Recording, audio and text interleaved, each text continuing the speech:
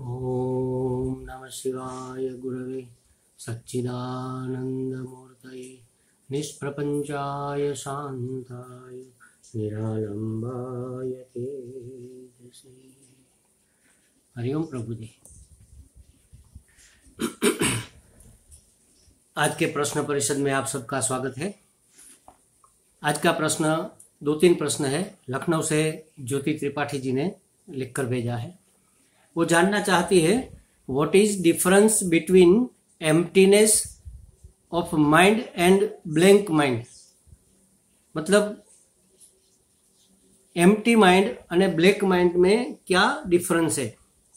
दोनों का अर्थ तो खाली दिमाग ही होता है वैसे, मगर एम्प्टी माइंड का मतलब है उसको खाली किया गया है, उसमें कुछ था वहां से निकाला हुआ है और कुछ हमारे पास और भी कुछ है जो उसमें हम भर सकते हैं, भरने के लिए हमारे पास कुछ है। और ब्लैंक माइंड का अर्थ होता है दिमाग खाली हो गया है, हमने किया नहीं, हो गया है। एम्प्टी माइंड में किया जाता है, ब्लैंक माइंड में हो जाता है। ब्लैंक माइंड का अर्थ शून्य मनस्क ऐसा हम कह सकते हैं। जैसे कोई ऐसी घटना, ऐसी चीज देखकर हम अवाक से रह जाते हैं, शून्य मनस्क, न तो कुछ अंदर है, न तो कुछ आता है, न जाता है, न कुछ समझ पाते हैं। ये ब्लैंक माइंड हमारे लिए काम की चीज नहीं है, एम्प्टी माइंड काम की चीज है। दिमाग में जो भी संस्कार भरे पड़े हैं उसको हमें धीरे धीरे निकालना है। जो भी वासनाएं अंदर पनप रही है उसको धीरे धीरे हमें रिमूव करना है। और एक स्वभाव है परम तत्व का कि वो कहीं पर भी खाली जगह रहने नहीं देता। हम उसको खाली करेंगे, दिमाग को, माइंड को, अपने आप परम चैतन्य की अभिव्यक्ति उसमें वो भर जाएगा, अपने आप भर जाएगा। जैसे हवा, जहाँ खाली जगह होती है वहां अपने आप हवा चली जाती है, प्रकाश अपने आप चला जाता है, वैसे परम तत्व भी प्रकट होने लगता है। उसको अनुकूल परिस्थिति हमें प्रदान करनी होती है। तो ये तो सामान्य सी बात हुई। दूसरा प्रश्न है, अपने संस्कारों के कारण मनुष्य द्वारा किए जाने वाले कर्तव्य करते समय व्यक्ति के भीतर ये भावना अथवा ये विचार उठते हैं कि वो कर रहा है, वो मतलब वह कर रहा है, अर्थात अहम जागृत होता है कि मैं कर रहा हूं। इससे बचने का उपाय क्या है। देखो महाराज, पूरी की पूरी साधना बस इसी के लिए है। और इतनी बड़ी बात को 2-5-10 मिनट में समझाना कठिन तो है, फिर भी हम प्रयत्न करेंगे। अपने संस्कारों के कारण मनुष्य द्वारा किए जाने वाले कर्तव्य, कर्तव्य मतलब जो करने योग्य चीजें हैं वह कर्तव्य कहलाता है। जो नहीं करने योग्य है वो कर्तव्य नहीं है। तो अपने संस्कार वश, जैसे कोई भले संस्कार वाले घर में पैदा हुआ है तो सुबह में उठकर भगवान का नाम लेना, मंदिर में दर्शन करना, घंटी बजाना, पूजा पाठ करना, ये सब, या गायत्री जप करना। कोई ब्राह्मण है और संस्कारी है तो त्रिकाल संध्या करना। किसी किसी के घर में ये नियम होता है कि सुबह में उठकर गीता जी का पाठ करते हैं, भगवान के दर्शन करते हैं और इसके बाद अपना नित्य जीवन शुरू करते हैं।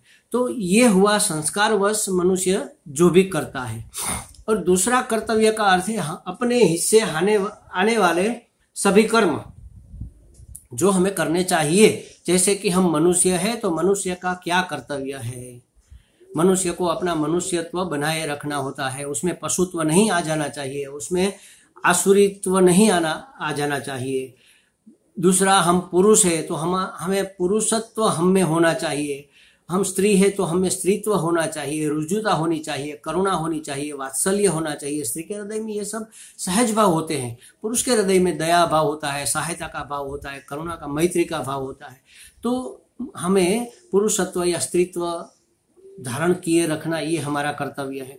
हम घर के बुजुर्ग हैं तो हमारे घर के प्रति, हमारे घर के परिवार के बच्चों के प्रति, सभ्यों के प्रति हमारा क्या कर्तव्य है ये हमें निभाना है। तो एक कर्तव्य तो ये हुआ, एक कर्तव्य हुआ संस्कार वश जो हम करते हैं वो। यहाँ आपने पूछा है संस्कार के कारण मनुष्य के द्वारा किए जाने वाले कर्तव्य, मतलब जिस परिवार में वो पैदा हुआ है, जिस प्रांत में, प्रदेश में जो पैदा हुआ है, उसमें जो सही माना जाता है ऐसे कर्म करते वक्त मनुष्य के अंदर ये विचार आता है कि मैं कर रहा हूं, ये तो आएगा ही, ये तो संस्कार है, पड़े हुए ये भी एक संस्कार है और ये सबसे अंत में जाएगा। आपने जैसे कहा ना एम्प्टीनेस, दिमाग को खाली करना है, तो धीरे धीरे धीरे जो हम पूर्व के संस्कार हमारे अंदर पड़े हुए हैं, जो हमें नहीं चाहिए, जो हमारे लिए उपयोगी नहीं है, हमारी आध्यात्मिक यात्रा में हर्डल बने हुए हैं या तो अवरोध बने हुए हैं, पर्दा डाले हुए, ऐसे संस्कारों को हमें धीरे धीरे निकालना है। उसमें सबसे अंतिम निकलेगा ये अहम।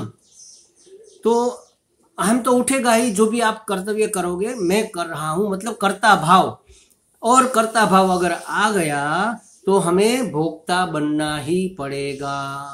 हम जो कुछ भी कर रहे हैं, अगर वो अच्छा हुआ तो हमारी प्रशंसा होगी, प्रशंसा भी हमें मिलेगी और हमारी ही होगी।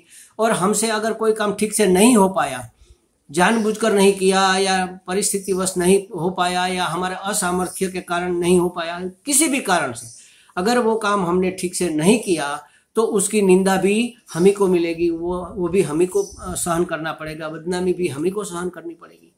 चाहे हम कुछ भी करें, लेकिन जहाँ कर्ता भाव है, हम कहेंगे हमारा इंटेंसिव तो अच्छा था, हमारा तो ये अच्छा काम करने का हमारा हेतु था, हमारा ध्येय था, हमारा प्रयोजन यही था, फिर भी हमसे नहीं हो पाया तो लोग निंदा क्यों करते हैं?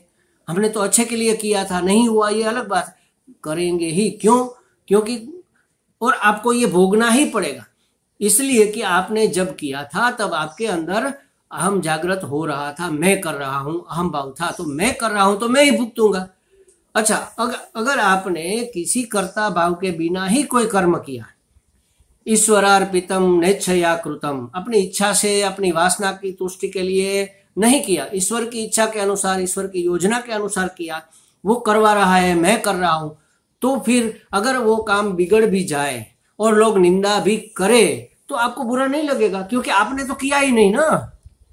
अगर मैंने किया है तो मैं जिम्मेवार हूं, अगर मैंने किया ही नहीं, भगवान ने करवाया, उसकी योजना के अनुसार हुआ, तो फिर निंदा का हमारे ऊपर कोई असर, कोई इफेक्ट नहीं हो। देखो महाराज, निंदा करते हैं वो हमें परेशान नहीं करता है, वो निंदा हमारी हो रही है ऐसा मानने से हमारे अंदर कर्ता भाव था, इसलिए हम उसमें भोक्ता भाव कर लेते हैं, ये परेशानी का कारण है।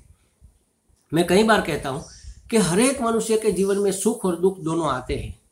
दुख है, ये कोई परेशानी वाली बात नहीं है, लेकिन दुख हमें दुखी कर जाता है, ये परेशानी वाली बात है।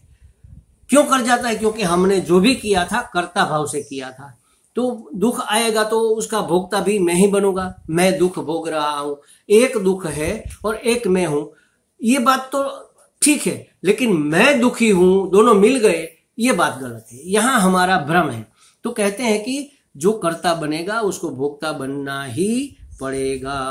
आगे पूछा है इससे बचने का उपाय क्या है?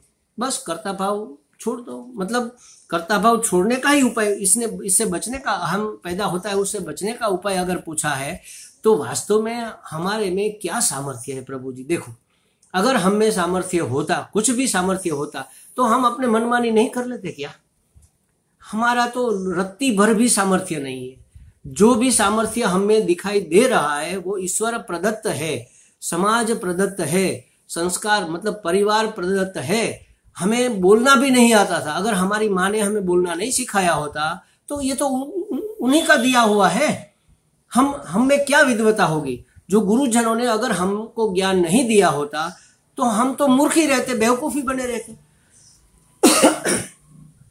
तो जो भी हमारे अंदर है, जो भी हमें मिला हुआ है, वो हमारा नहीं है, किसी का दिया हुआ है और किसी और के उपयोग के लिए दिया हुआ है, सेवा के लिए दिया हुआ है, संसार की, समाज की, किसी दूसरे की सेवा के लिए हमें मिला हुआ है। ये शरीर भी उसी के लिए मिला है और सामर्थ्य भी उसी के लिए मिला है। अगर ये बात हमारे दिमाग में दृढ़ हो जाए तो फिर कर्ता भाव नहीं, मैं कर रहा हूं ये नहीं होगा, क्योंकि हमें मिला हुआ है, सामर्थ्य भी मिला हुआ है और कोई हमें प्रेरित कर रहा है, परमात्मा, कोई परम तत्व हमें प्रेरित कर रहा है उसकी योजना को संपूर्ण करने के लिए, और उसकी योजना के अनुसार हमसे हो रहा है, हम कर नहीं रहे, हमसे हो रहा है, तो फिर कर्ता भाव रहेगा नहीं। जिससे कहते ना, मेरा आपकी कृपा से सब काम हो रहा है, प्रभु आपकी कृपा से सब काम हो रहा है। करते हो तुम कन्हैया मेरा नाम हो रहा है। सब आपकी कृपा से मेरा काम हो रहा। भगवान की कृपा से ही सब हो रहा है। लेकिन भगवान कैसे है? अमानी मानद। वो स्वयं इसका मान नहीं लेते कि मैंने किया, मैंने करवाया। वो अमानी है। और मानद, मान देने वाले हैं। वो हमें मान देने के लिए हमारा नाम कर रहे हैं। कि जैसे कि को लोग कहेंगे अच्छा काम हमसे होगा, चाहे हम माने या ना माने, हम ऐसा ही मान ले कि परमात्मा कर रहा है, हमसे करवा रहा है, फिर भी लोग तो हमारी प्रशंसा करेंगे, हमारा ही बड़ा नाम होगा। तो वो हमें मान कौन दे रहा है? परमात्मा दे रहा है। अमानी मानद है। वही हमें बड़ा करने के लिए स्वयं करते हुए भी हमें उसका जस हमें दिला रहा है। बस ये बातें अगर समझ में आ जाए तो फिर हम कर रहे हैं, मैं कर रहा हूं, ऐसा भाव नहीं उठेगा। कर्ता भाव नहीं रहा तो फिर भोक्ता भाव भी नहीं रहेगा। अगर दुखी नहीं होना है तो सुखी होने की कामना छोड़ दो। सुखी होने की कामना हम करेंगे और मैंने यह किया सुखी होने के लिए, तो जो परिणाम आएगा वो मुझे भोगना पड़ेगा। अखंडानंद जी महाराज कहते थे, सराहो मत निंदना पड़ेगा, निंदो मत सराहना पड़ेगा। किसी की निंदा मत करो। अगर निंदा करोगे तो कोई ना कोई संजोग ऐसा बनेगा कि आप ही को उसकी सबके सामने प्रशंसा करनी पड़ेगी।